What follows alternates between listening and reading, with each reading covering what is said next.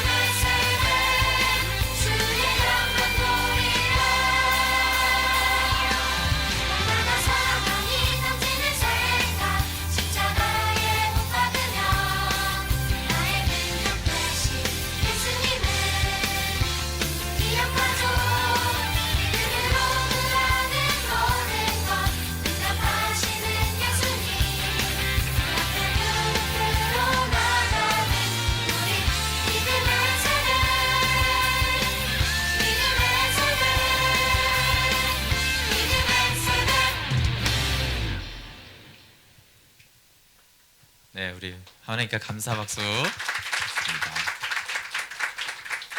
네, 빛이 번쩍번쩍하니까 다들 대단한 인물처럼 보이네요.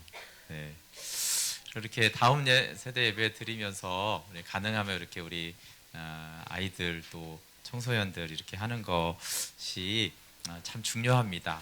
제가 이제 사실 성격이 굉장히 내성적인데 상대적으로 설교가 조금 어렵지 않게 된 거는 이제 찬양인도는 이제 대학 2학년 때였는데 군대 갔다 와서 제가 대학 3학년 때 설교를 했거든요. 그때는 신학할 생각이 전혀 없는데 이제 기독교 동아리이기 때문에 그때는 이제 간사가 없어서 대학 3학년 때 이렇게 말씀을 전했거든요. 그런데 이제 중요한 건 말씀을 이제 일찍 전하는 것이 아니라 그 분위기가 중요해요. 네, 어떻게 하나 보자 이런 분위기에서 처음 말씀을 전하면 그냥 이렇게 경직이 돼요. 근데 그냥 아무렇게나 해도 되겠구나 이런 분위기면은 그냥 이제 편하거든요. 그래서 제가 처음 이제 말씀을 전했던 곳이 편한 분위기인 거예요. 이렇게 잘 웃어주고 잘 못해도 은혜 받았다고 하고, 그리고 이제 제가 그냥 두세 달 이렇게 아마 말씀을 전한 것 같은데 그 중에서 이제 후배들이 찾아와가지고 자발적으로 3명이 성경 공부를 하면 안 되냐고 성경 공부를 같이 하자고. 그래서 제가 또 이제 처음으로 이렇게 그래 성경 공부하자 이렇게 했던 것이 뭐 우연찮게 이렇게 설교하고 성경을 가르치고 하던 이제 시작이 이렇게 되었어요. 그래서 이렇게 또 어릴 때, 근데 다만 어릴 때만이 아니라 이제 그것이 수용해주고 축복해주고 이렇게 캠프에도 나왔지만 아이들이 그렇게 즐겁고 그러려면 누군가는 뒤에서 음식을 해주고 누군가는 청소를 해주고 의자를 나르고 사실 그런 것들이 있어야지 그렇죠. 그렇게 기뻐하고 서로 교제할 수 있는 것처럼 다음 세대 예배가 또 다음 세대 캠프들이 계속 그렇게 이어져가면 좋겠습니다. 네, 오늘 말씀은 이제 제가 매년 첫 다음 세대 예배는 이제 제가 말씀을 전하는데요. 오늘은 다음 세대에게 생명의 공동체를 전수하라는 제목으로 말씀을 나누려고 합니다. 저희 교회 핵심 가치 중에 하나가 이제 다음 세대를 세워야 하는데 이 다음 세대라는 용어는 이 사사기의 반대 개념인데요. 비참한 사사기 시대의 시작이 언제냐면 여호와를 알지 못하는 다른 세대가 일어나면서 비참한 사사기 시대가 시작이 됩니다. 그럼 보이시면 한번 같이 읽어보실래요? 사사기 2장 8절부터 시작. 여호와의 종 눈의 아들 여호수아가 110세에 죽음에 무리가 그의 기업의 경내 에브라임 산지 가하스 산 북쪽 딥낫 헤레스의 장사였고 그 세대의 사람도 다 그 조상에게로 돌아갔고 그 후에 일어난 다른 세대는 여호와를 알지 못하며 여호와께서 이스라엘을 위하여 행하신 일도 알지 못하였더라. 이스라엘 자손이 여호와의 목전에 악을 행하여 바알들을 섬기며. 네, 여기 그 후에 일어난 다른 세대가 일어난 것이죠. 그러면서 이제 사사기는 굉장히 비참한 이스라엘의 역사를 기록해 가고 있습니다. 여러분 지금 다른 세대가 일어나고 있는 한국교회 현상은 이제 더 이상 통계가 아니고요. 이제 웬만한 교회 가서 보면은 확연하게 알 수 있어요. 더 이상 이제 시골 교회가 다음 세대가 없는 것이 아니라 대부분의 도시 교회가 다음 세대가 확연히 줄어들고 있기 때문에 거의 이제 많은 교회들이 이제 비상이 걸려서 이걸 어떻게 해야 되나 정말 심각하게 고민을 하고 있습니다. 네, 여러분 다음 세대의 부르짖음의 신앙은 이 사사기는 죄, 심판, 부르짖음, 구원 이렇게 이제 이게 반복이 되면서 근데 오히려 이런 부르짖고 구원받는 다음에 또 죄짓는 이걸 반복하면서 신앙이 좋아지는 게 아니라 점점 악해져가고 무너져가는 것이 사사기의 부르짖음의 공식이라고 했습니다. 그런데 지금 한국 교회의 다른 세대는 부르짖지도 않습니다. 기존 세대가 부르짖는 공식을 가지고 있지 다음 세대는 아예 종교성 자체가 없어요. 사사기의 비참한 거는 적어도 그들은 종교성은 있었어요. 그래도 고난당하고 심판당하고 그러면 그제서라도 하나님께 나와서 기도하고 부르짖는 세대인데 이제 지금 일어나는 세대는 아예 그렇지를 않죠. 아예 하나님의 이름을 부르지도 않습니다.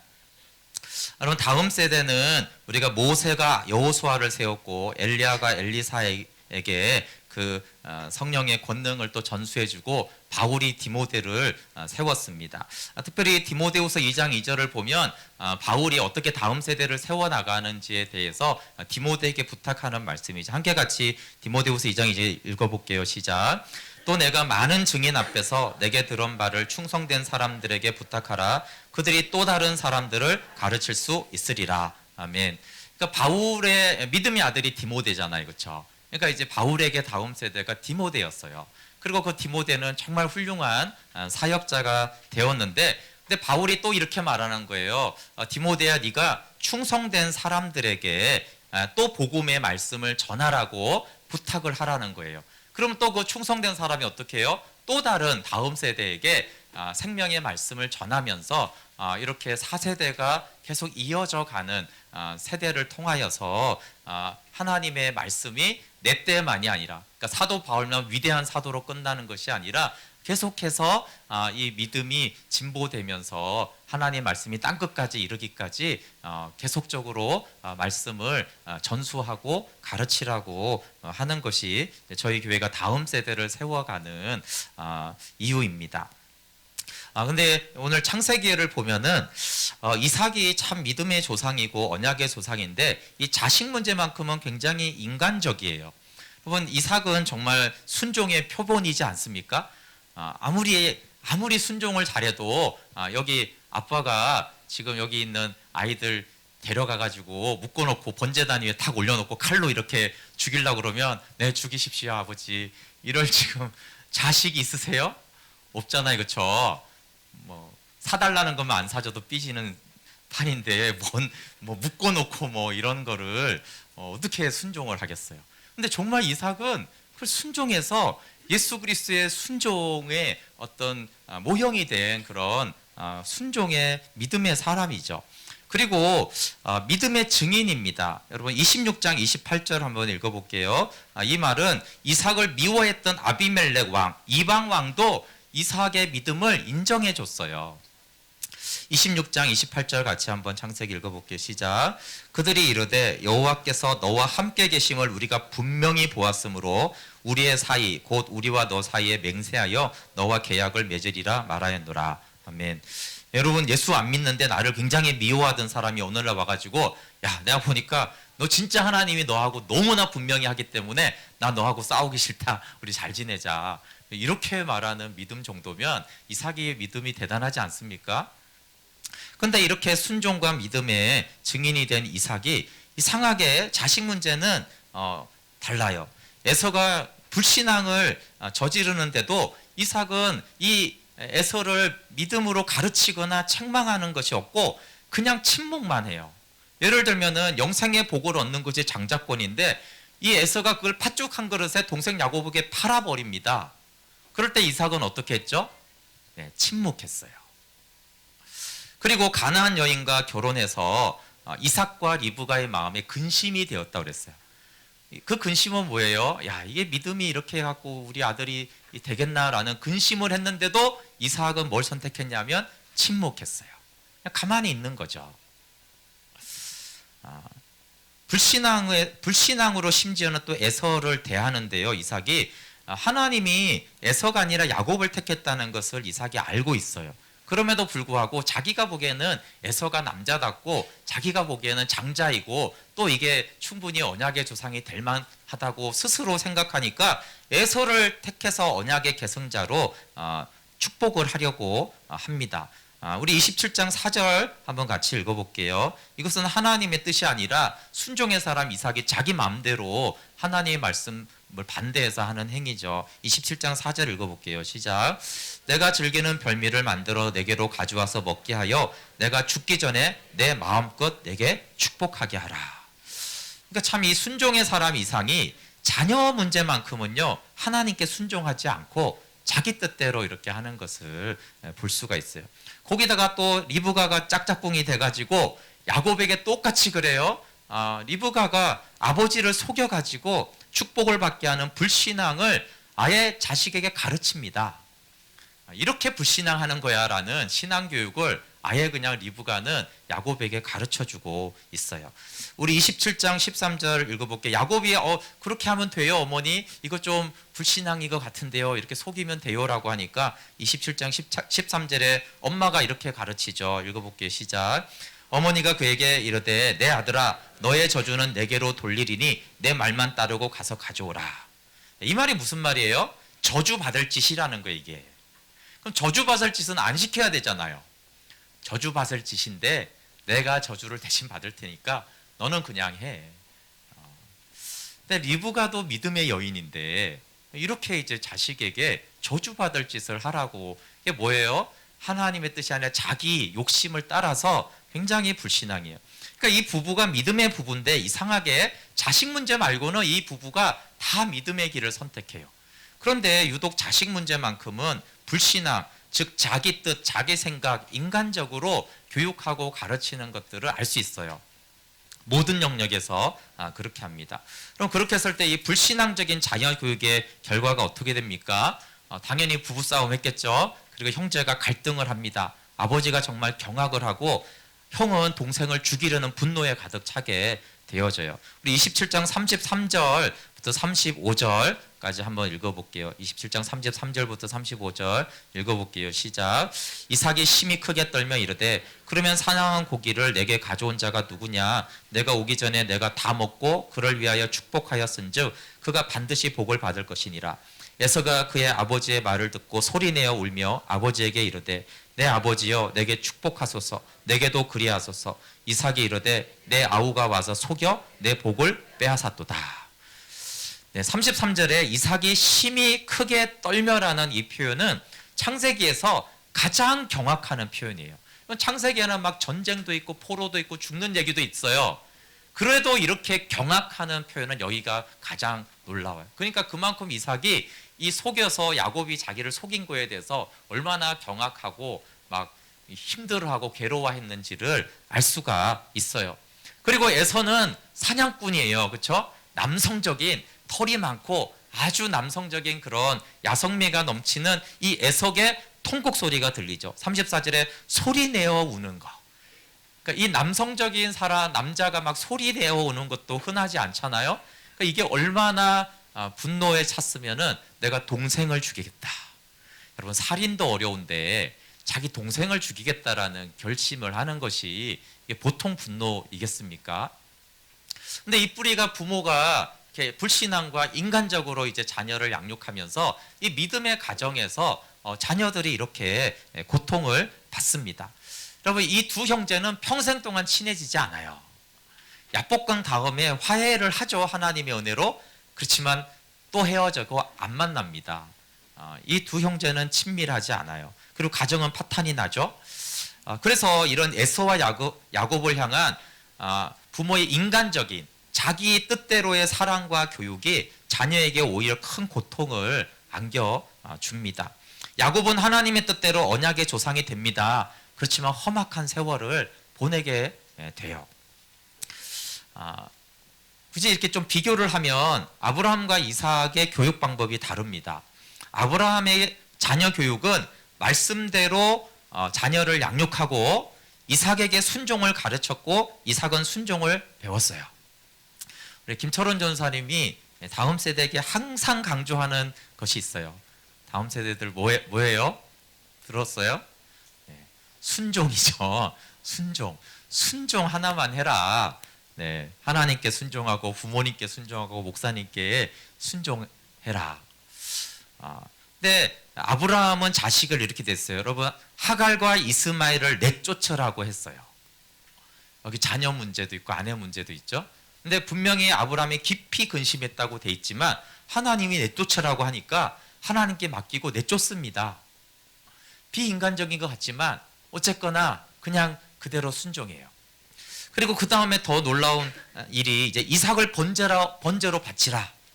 이 자식 문제에 관해서 그것도 정말 독자 이삭, 하나님 네가 사랑하는 독자 이삭이라고 표현해 주는데도 그래도 바쳐. 그러니까 즉시 말씀에 순종해요. 그러니까 아브라함이 이 자식 문제를 대할 때 하나님의 말씀에 정말 순종할 수 없는 것까지 아브라함이 순종하는 것을 볼 수가 있어요. 그리고 그 아브라함으로 인해서 이삭은 순종을 배웠어요. 그래서 아브라함과 이삭과 야곱이 이제 언약의 조상인데 그 중에서 비교적 가장 순탄한 삶을 살아가면서 언약의 조상의 사명을 다하는 것이 이삭이에요. 근데 이삭의 자녀 교육은 자기는 그렇게 교육을 받았는데 이상하게 자녀들에게 순종을 가르치지 않아요. 말씀대로 하라고 가르치지를 않아요. 그래서 이제 야곱은 아주 험악한 세월을 보내죠. 근데 이제 이삭을 보면 이제 굉장히 성격이 우유부단한 성격과 기질을 가지고 있고 그리고 굉장히 인간적으로 자식을 대한다는 것을 알 수가 있어요. 이게 두 부부가 이제 편애를 하죠. 그리고 가르치거나 책망하거나 자식 문제에 순종했다라는 것이 없어요. 그리고 말씀대로 순종해서 이삭이 보기에는 에서가 좋아도 그래도 하나님은 야곱을 택했다니까 뭐 이런 거에 대해서 전혀 순종을 하지 않습니다. 그러니까 아버지가 밖에서 다른 데서는 순종을 보이는데 자녀에 대해서는 순종하지 않기 때문에 그 자녀에게 사실은 순종을 가르칠 수가 없었던 것입니다. 그러니까 이제 두 아들이 어떻게 자라냐면은 이 영생의 복을 사모하긴 해요.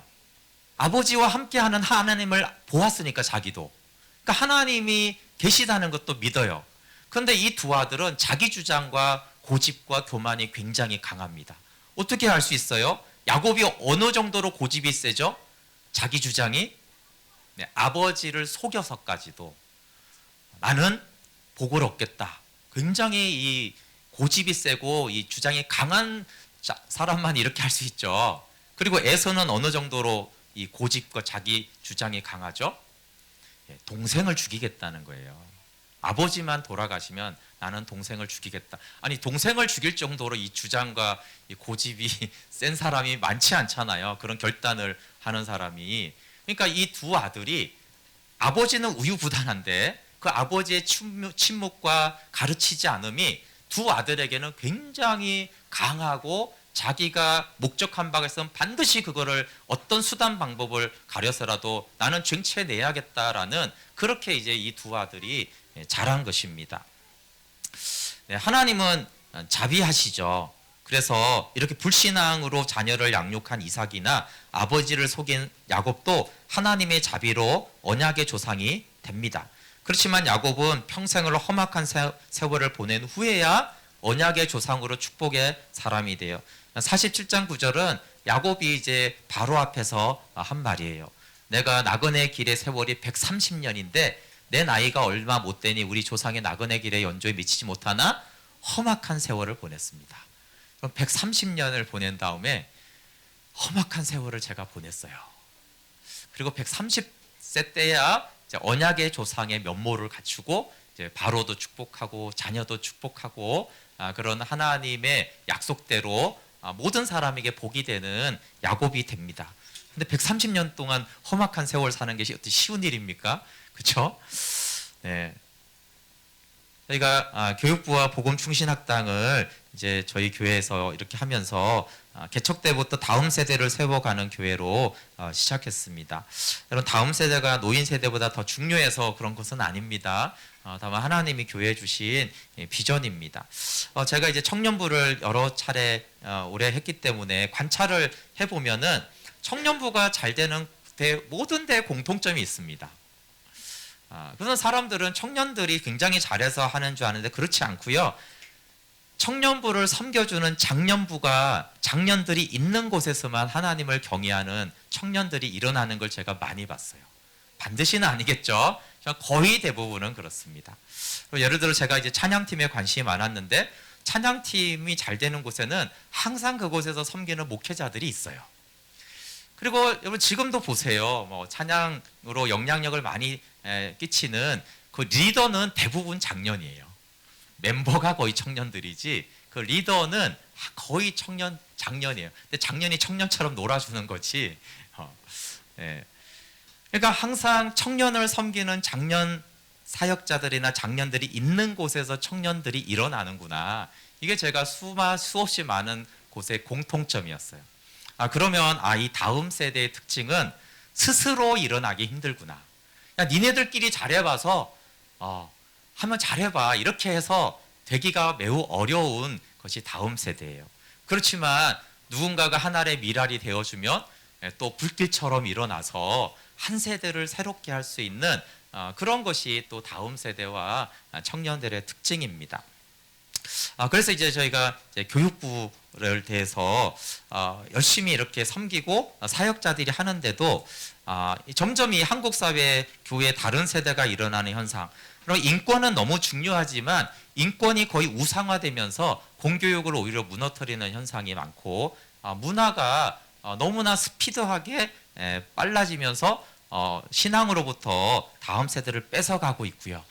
뭐 스마트폰의 현상은 정말 짧은 기간 내에 엄청난 변화들을 가져왔죠. 그래서 아이들이 다음 세대들이 저희 교회는 없지만 정말 예배 때 그냥 스마트폰을 예배 시간에도 못 놓는 현상들이 지금 많이 일어나고 있어요. 그래서 이 쓰나미와 같은 세속화의 물결에서 교육부와 함께 이 대안학교가 좀 더 필요하다라는 처음부터 그런 생각이 있었지만 그런 꿈을 꿀 때 이제 쉐마와 다음 세대 목회자들을 만나면서 믿음의 도전을 시작하자고 한 것이죠. 처음은 우리 중고등학생들이 이제 대상이었는데 오전에는 말씀으로만 양육하고 오후부터만 이제 공부를 하자. 네. 그렇게 시작을 했습니다. 그리고 이제 올해가 이제 5년 차에 접어들었어요. 하나님께서 이렇게 인큐베이터 하늘숲 선교원을 이제 시작하게 해주셨어요. 6, 7명의 어린이로 올해는 이제 준비 단계면서도 또 시작하게 하셨는데 말씀을 가르치고 또 발도르프 교육이라는 것이 저도 이렇게 들어보니까 너무 좋은 그런 교육으로 유치부 아이들을 하게 되었고 또 쉐마학당이 이제 4년 차를 맞이하는데 이제 9명으로 오전마다 예배드리고 학가다 한글과 영어로 말씀을 암송하고 또 말씀을 듣고 예배하고 디베이트를 합니다. 네, 우리 김철훈 전사님의 목표는 사복음서를 다 암송하는 건데 사복음서는 될지 안 될지 아직 모르겠고 일단 요한복음은 21장까지 통으로 다 이제 암송을 하는 등 신앙교육과 인성교육을 열심히 하고 있어요. 그리고 올해는 이제 4.14 생활관을 저희가 시작했죠. 내용은 이제 메타인지 학습을 하는 건데 이게 이제 메타인지 학습 이런 게 아니라 4.14 생활관은 4세에서 14세까지를 말하고 생활관이 이제 주 목적이에요. 그러니까 교회가 생활하는 곳이 돼야 된다는 거예요. 이것은 이제 무슨 뜻이겠어요? 신앙과 삶의 분리와 불일치에 대한 문제를 어려서부터 좀 다르게 해야 된다는 것이에요. 그러니까 예배는 교회에서, 공부나 놀이는 밖에서, 세상에서 그게 아니라 교회가 생활하는 곳이고 교회가 삶의 터전인 것이죠. 그래서 교회에서 예배도 하고 교회에서 공부도 하고 교회에서 놀이도 하고 교회에서 관계도 하는 것들을 배우면서 교회라는 곳이 그냥 영적인 곳만이고 생활과는 무관한 곳이 아니다라는 의미에서 이제 생활관이라고 합니다. 그러니까 이 4.14 생활관을 통해서 아이들이 공부해서 대학 잘 가는 것만이 목적이 아니라 신앙과 삶이 일치가 되어지는 그것이 이제 몸에 배어지는 곳을 통해서 나중에 직장 생활을 하더라도 직장과 신앙이 이제 분리되지 않는 그런 이제 것을 해서 공부라는 것과 신앙이 분리되지 않는 공부를 하는 것이 곧 학생들의 직장은 학교잖아요. 그러니까 이제 그렇게 공부를 할 때 세상 속으로 들어가도 하나님과 같이 하도록 하는 것입니다. 네, 그렇게 약 5년 전에는 대략 4명으로 시작을 한 이제 학당이 이제 학생이 23명이고 교사가 4명이고 또 부모 교사들까지 있어서 함께 생활하고 있습니다. 이렇게 교육을 하면서부터 정말 어려서부터 교육이라는 걸 점점 실감하게 되는데요. 교육은 어려서부터라는 가르치면은 뭐 이미 들었고 제가 이제 동의하고 대부분은 다 동의를 그냥 할 거예요. 그렇지만 이제 그래도 이게 이제 있죠. 그래도 왜냐하면 이제 다 내가 살았던 세월을 생각을 하니까 이런 교육학이나 뇌과학을 들어보면 만 13세 미만이 정말 중요하고 그 중에서도 또 7세 이하가 굉장히 교육적으로 중요합니다. 그렇지만 우리 이제 다수의 이제 부모들은 이때 이 중요한 시기에 별로 고민을 하지 않아요. 그냥 마냥 이쁘니까 이제 또 말을 잘 듣잖아요. 때로는 사고도 치지만 그래서 한 이제 10세 정도 되면 이제 고민을 이제 시작을 대부분 하죠. 그리고 이제 청소년이 돼서 이제 반항을 하기 시작하면 심각하게 고민을 하다가 늦었구나 이런 이제 생각들을 많은 분들이 하고 저도 이제 사실은 교육을 잘 몰랐기 때문에 에이, 설마 그렇지만 이런 게 있다가 어렸을 때 그렇게 신앙 교육을 잘 하지 못했죠. 근데 이제 청소년 대안학교를 처음으로 이제 시작을 하니까 야, 정말 왜 만 13세라고 하는지가 그게 나이가 정말 중요하구나라는 거. 그러니까 만 10세가 넘으면 관계나 순종, 인성, 신앙을 새롭게 하는 것이 매우 어렵다는 거죠. 그래서 이제 그 다음 해에 쉐마학당을 시작했잖아요. 그게 7, 8, 9세였기 때문에 이 어리니까 이때 하면은 정말 좋지 않을까 하니까 역시 이제 학과다나 말씀 암송이나 이런 부분은 탁월해요. 근데 놀랍게도 7, 8, 9세만 해도요. 벌써 수평 문화나 이 세속화나 이 관계 갈등을 조율하는 능력이 이미 그때만 해도 많이 또 어려운 것을 또 볼 수가 있었어요. 그러면서 이제 성교원을 이렇게 좀 소망하게 된 것은 성교원의 얘기를 듣는데 그냥 이제 유치원은 잘 알잖아요. 그게 아니라 4세부터 7세 아이들이 말씀을 나누면서 말씀을 나누는 것보다 공동체가 되어져 간다라는 소식을 제가 듣고 관계는 역시 어려서 배워야 되는 것이구나. 이 관계를 적응하는 기간이요. 어려서부터 하면 확확 줄어드는 거예요.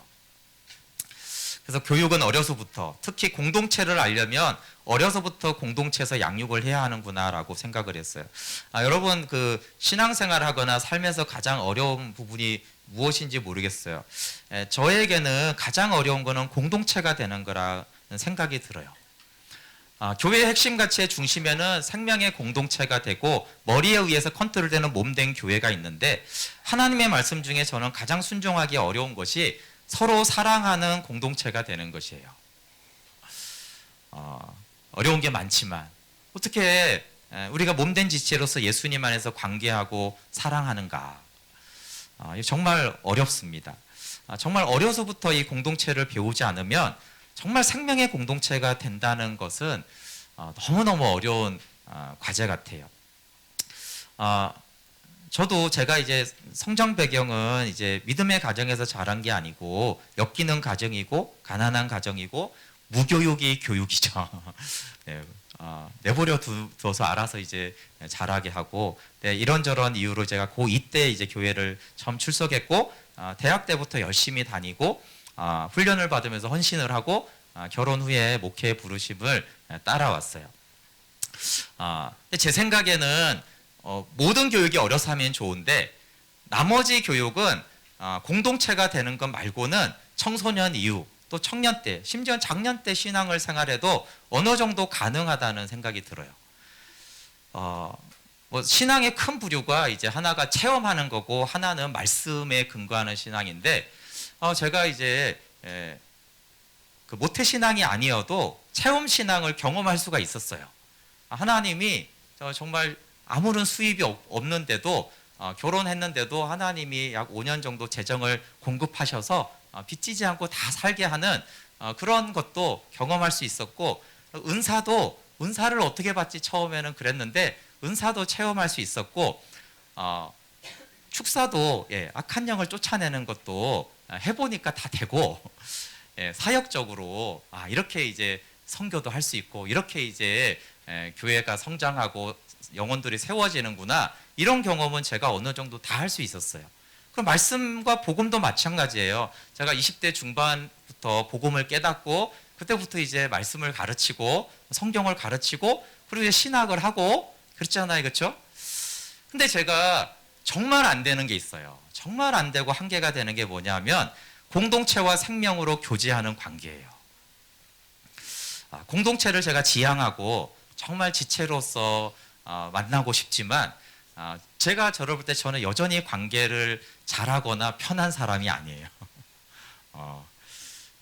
제가 그래서 이제 가장 부러운 분 중에 하나가 있는데 여기 대천덕 신부님이에요. 예수원 공동체를 설립한 성공의 분이죠. 제가 이제 예수원을 처음 갔을 때 이분이 이제 아주 연세가 많으셨는데 노년에 이셨는데, 만약에 제가 이분이 이제 대천덕 신부님이라는 거 모르고 이렇게 봤다면 그냥 평범한 할아버지 한 분이 거기 앉아 있었고, 굳이 설명을 하면 약간 푼수 같은 할아버지가 한 분 계시더라고요. 근데 이상한 거는 그 푼수 할아버지들을 그 예수원에서 생활하는, 같이 지내는, 완전히 같이 살잖아요. 그 사람들이 모두가 다 그분을 존경의 눈빛으로 쳐다본다라는 것이 신기했어요. 저 할아버지를 왜 저렇게 존경의 눈빛으로 다들 쳐다볼까. 네, 그리고 이제 세월이 지나고 제가 그 두나미스 세미나라는 것을 이제 좀 여러 차례 갔었는데, 그 주 강사가 이 벤토레이라는 그 아들이에요, 아들. 근데 그 아들이 뭐 그냥 지나가면서 한 말이었는데, 이런 말을 했어요. 저는 복음을 조금도 의심 없이 받아들였습니다. 왜 그러냐면, 나는 자라면서 아버지가 말과 삶이 다른 것을 본 적이 없어서 아버지가 하는 모든 말을 믿었습니다. 그래서 그 아버지가 나에게 복음을 전해 주었기 때문에 나는 복음도 전혀 의심하지 않고 받아들였습니다. 이 얘기를 아들이 하는 거예요. 그래서 제가 그 대천덕 신부님하고의 가장 큰 차이는, 이분도 뭐 재정, 은사, 축사, 뭐 말씀, 복음 이런 부분에 여러 부분에 탁월하시죠. 제가 다른 거는 이 대천덕 신부님을 웬만큼 따라갈 수가 있어요. 그런데 정말 따라가기 힘든 말은 이 말이에요. 자녀가 말과 삶이 같더라. 우리 아버지 말과 삶이 같더라. 야다한테 물어보지 마시길 바래요. 저는 근처에 갈 수가 없어요, 그 말에. 다른 거는 제가 이렇게 정말 열심히 하고 또 이렇게 배우고 이러면요, 그거 다 돼요. 어느 정도 축사도 되고 성령 사역도 되고 하나님이 공급도 경험하고요, 하나님이 하시는 일들도 제가 볼 수가 있어요. 근데 말과 삶이 같다. 그것도 아들이. 그래서 제가 이게 굉장히 부러워하는 분이죠. 그렇지만 굳이 핑계를 댄다라면 집안이 좀 다릅니다. 대천덕 신부님은 성령님과 함께 할 뿐만 아니라 화목한 믿음의 가정에서 자랐죠. 그러면 이 대천덕 신부님보다 더 유명한 사람이 누구냐면, 대천덕 신부님의 할아버지가 R.A. 토레이라는 사람인데, 유명한 무디와 함께 무디 성경학교 초대 교장을 하면서, 사실 무디는 이제 부흥사였고 그의 신학적인 뒷받침을 다 했던 그런 사람이 이제 R.A. 토레이예요. 그리고 그 아버지, R.A. 토레이 아들 대천덕 신부 아버지가 저기 옆에 있는 아처 토레이인데, 이분이 이제 중국 선교사였다가 한국 전쟁이 일어나고 한국에 와가지고 고아들이나 이런 걸 돌보는 사역을 하셨어요. 아무래도 훌륭한 집안에서 고아들을 돌봤다 그러면 좀 성품이 조금 느껴지잖아요, 그렇죠? 네, 이런 집안에서 어려서부터 화목한 믿음의 가정에서 자라죠. 그러니까 물론 개인도 하나님을 알아갔지만, 그러니까 이제 신앙과 삶이, 말과 삶이 일치가 된다라는 거예요. 말과 삶이 일치가 돼야지만 공동체 사역을 잘할 수 있어요. 공동체는 함께 사는 거기 때문에 이렇게 설교만 하고 사라지는 거는 말과 삶이 일치가 안 돼도 잘할 수 있어요. 부흥회 하며 돌아다니는 거는 얼마든지 할 수 있어요. 근데 공동체를 생활해요. 10년, 20년을 같이 살아요. 그거는 삶이 이제 따라주지 않으면 할 수가 없는 거예요. 근데 이제 예수원을 그렇게, 지금도 예수원이 잘 되고 있잖아요. 그렇게 할 수 있는 것은 관계, 공동체를 알아야 되는 것이죠. 그래서 생명의 공동체는 특히 어려서부터 해야 합니다. 그럼 갈등과 관계의 어려우면 평생 있는데, 그게 어려서부터 사실은 관계와 갈등의 어려움이 있죠. 근데 그것들을 공동체의 사랑과 말씀 안에서 배워가야 돼요. 제가 유대인의 쉐마 교육을 이제 당연히 교육받았으니까, 제가 작년에도 또 다른 이제 하브루타 세미나를 제가 갔었어요. 저는 제가 그 쉐마 교육을 들을 때 하브루타, 디베이트, 뭐 창의성, 토론 이런 거는 제가 이게 들으면은 저는 쉬워요. 그거 유대인 교육 안 받아도 되는데 그런 부분이 좀 있어요. 근데 제가 그걸 들으면서 정말 어려서부터 쉐마를 해야 돼라고 하는 것인데, 그게 정말 안 되는 게 있는데, 그게 뭐냐 하면, 그러면 그 디베이트를 하고, 그 유대인들 도서관 TV 혹시 보신 분 아시죠? 엄청 열띠게 막 토론하거든요. 어떨 때는 막 열받아가면서 막 소리 내면서까지 논쟁을 해요. 근데 그 토요에서 아주 중요한 것 중에 뭐냐면 뜨거운 논쟁을 하다가도 상대방이 더 논리적으로 맞는 말을 하면 자기 주장을 철회하는 거예요. 예. 근데 내가 엄청나게 주장하는데 상대방 말이 더 맞을 때 인정하고 내 주장을 철회하는 그 훈련. 그리고 두 번째는 감정도 정리하는 훈련. 네, 그렇게 딱 철회했을 때 감정이 전혀 상하지 않고 그 토론이 끝났을 때 친한 친구로 지낼 수 있는 거. 그게 이제 훈련 중에 하나예요. 근데 저는 열띤 논쟁 후에 감정 정리가 잘 안 돼요. 제가 그 세미나를 들으면서 역시 어려서부터 해야 돼. 왜 유대인들이 13세 이하에서 그런 훈련들을 자꾸 시키고 하는지가 이유가 있는 것이죠. 대안학교를 할 때 제가 가장 많이 염려하는 말을 듣는 거는 그런 거잖아요. 사회성을 위해서 공교육을 보내야 된다라는 것이에요. 그거 이제 일리가 있는 말이죠. 근데 제가 이제 교육부나 대안학교를 하는 아주 중요한 목적지가 뭐냐면 생명의 공동체를 이루고 물려주기 위한 거예요.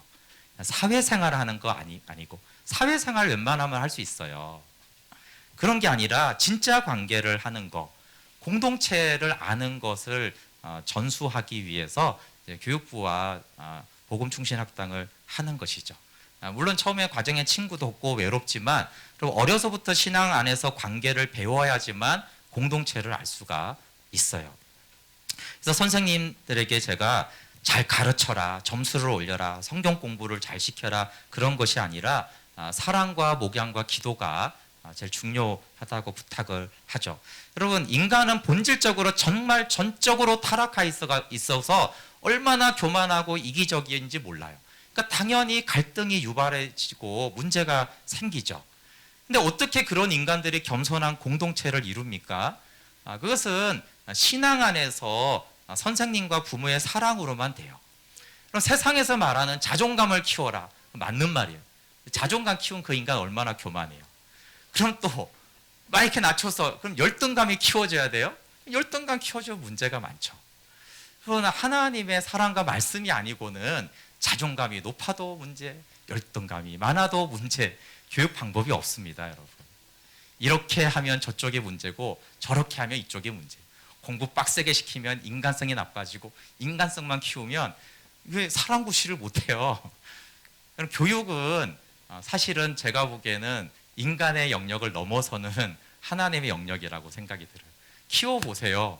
어떻게 되나. 교육 방법 들어보세요. 방법이 없어요. 오직 하나님의 말씀과 은혜 안에서만 관계를 배울 수가 있어요.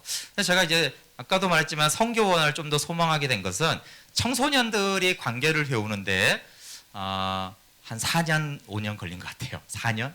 3년, 4년? 모르겠어요. 우리 초등 아이들이 지금 다 배웠는지 모르겠는데 그래도 한 1, 2년, 2, 3년 필요한 것 같아요. 근데 성교원을 하는 우리 정선혜 선생님이 처음에는 애들이 막 혼돈하고 막 싸우고 그러더니 6개월이 되니까 공동체가 된다고. 그러니까 동생을 챙겨주고 동생은 형에게 순종한다는 거예요. 유치부 아이들이. 그리고 기다려주고 공동체를 가장 빨리 배우는구나. 그래서 제가 앞에 말했듯이 물론 공부나 신앙이나 어떤 헌신 같은 것도 어려서부터 가르쳐야 돼요. 근데 이거는 나중에도 웬만큼 되더라고요. 근데 공동체는 정말로 어려서부터 배웠으면 하는 마음이 저에게는 굉장히 간절합니다. 하나님이 함께하여 주시고 보호해 준다라고 야곱은 하나님께 직접 약속을 받았어요. 근데 야곱의 한계를 아십니까? 야곱은 왜 험악한 세월을 보냈을까요? 야곱은 믿음의 조상이고 하나님이 강권적으로 만나주신 분이에요. 근데 야곱의 특징은 야곱은 평생 서로 사랑하는 공동체가 없었어요. 하나님을 사랑하는 가족, 친구, 동역자가 없었죠. 아버지를 속인 다음에 가족을 떠났잖아요. 그렇죠?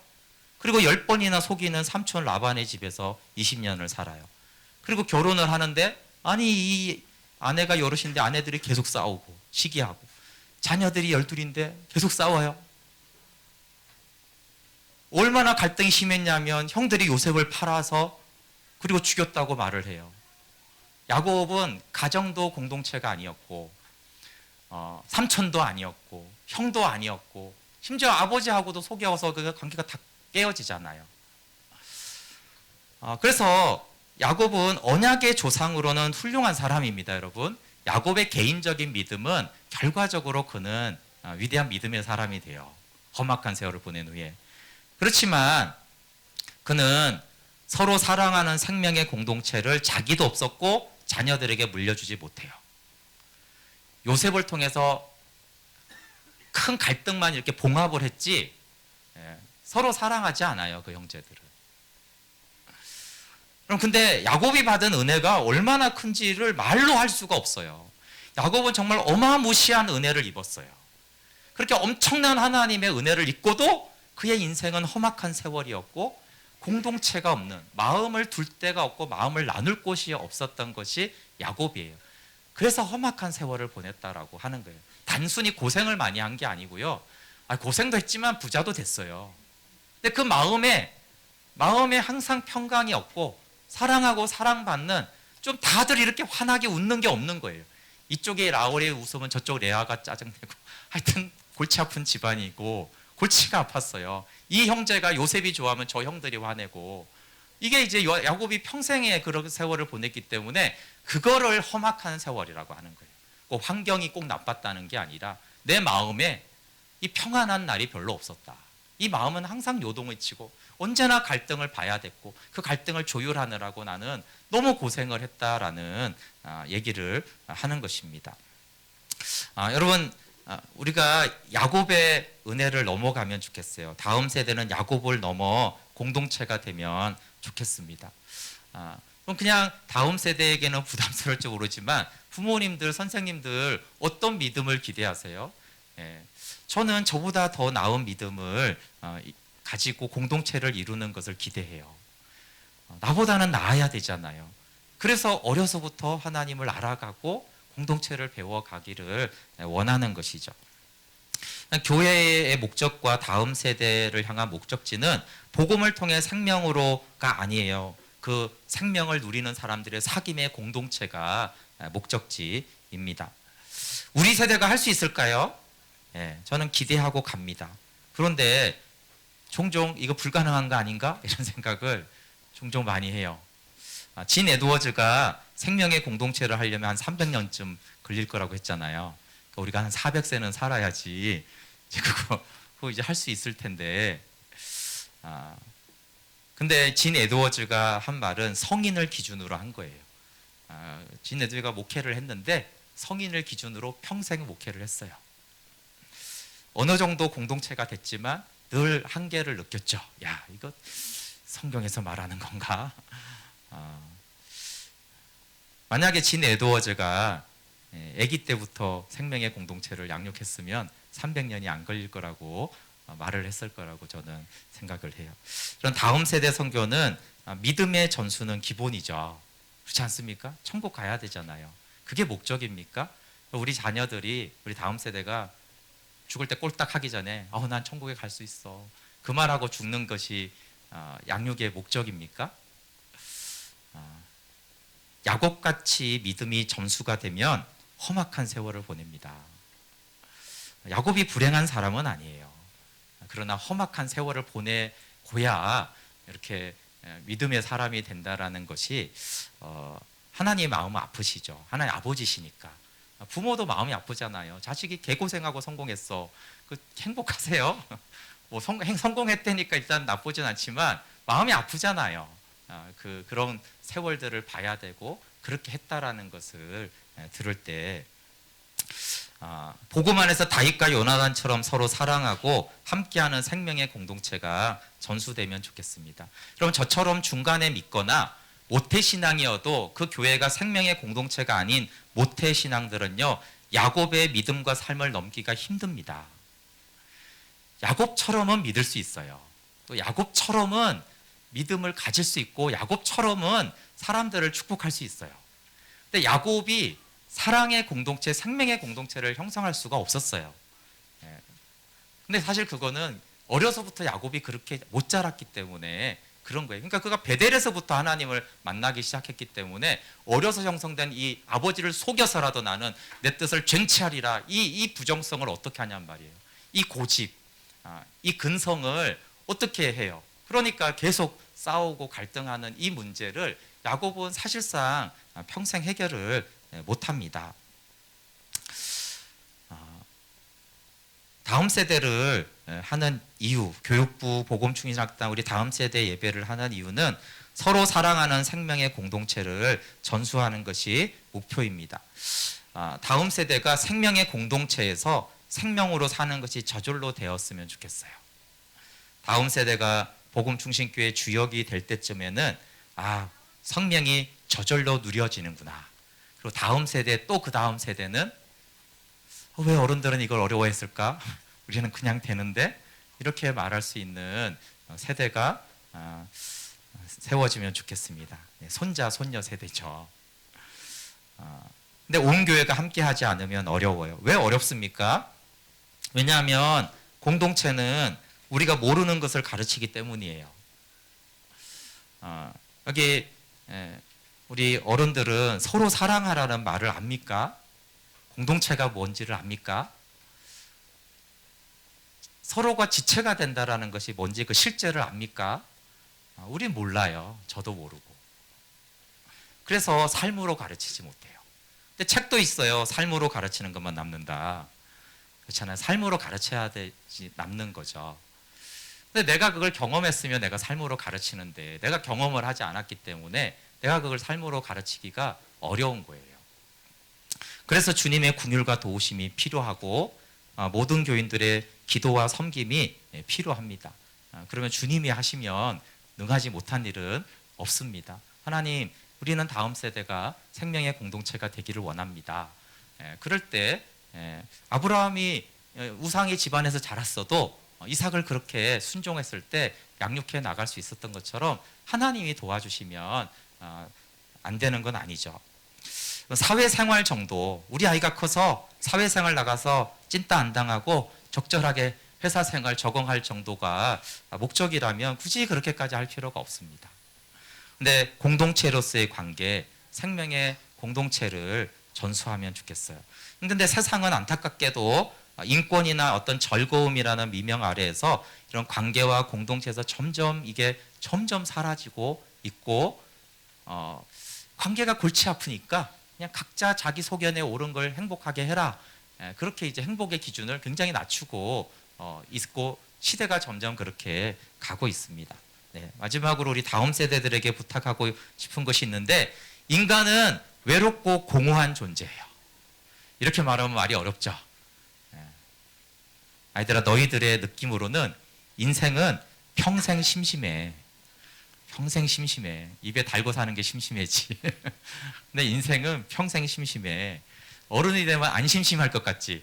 어른이 되면 과자도 마음껏 사 먹을 수 있을 것 같고, 근데 차도 생겨가지고 막 놀러 갈 수 있는데, 그러면 안 심심할 것 같은데, 근데 실제는 함께 놀 친구가 점점 없어져요. 실제로 전문가들의 책에서 이렇게 써 있어요. 어른이 되어서 절친한 친구가 2명에서 5명 사이만 있어도 그 인생은 살만하다. 그 말은 2명에서 5명의 절친이 있기가 어렵다는 거예요. 더 심심해져요. 어른이 되면 지금보다. 왜냐하면 관계와 공동체를 못 배워서 그래요. 어른들이. 그래서 평생 심심하고 세월 갈수록 더 심심해. 그리고 노인이 되면 더 심심해. 그게 인생이에요. 그러면 그걸 운명이 아니라 바꿔야죠. 여러분들이 함께하는 우리 유초동부나 청소년부를 평생 믿음의 친구로 함께할 친구로 생각하면 좋겠어요. 그리고 하나님이 함께해 주시고 믿음의 친구가 함께해 주면 심심한 인생도 살만하고 재미있었고 즐거워요. 그래서 공부하고 잘생기고 이뻐서 인기 있고 성경 암송하고 성경을 통째로 깨는 것보다 더 중요한 것이 있는데 그것은 친구들하고 함께 해주는 거예요. 뭐 대단한 거 해주지 않아도 돼. 그냥 함께 해주는 거야.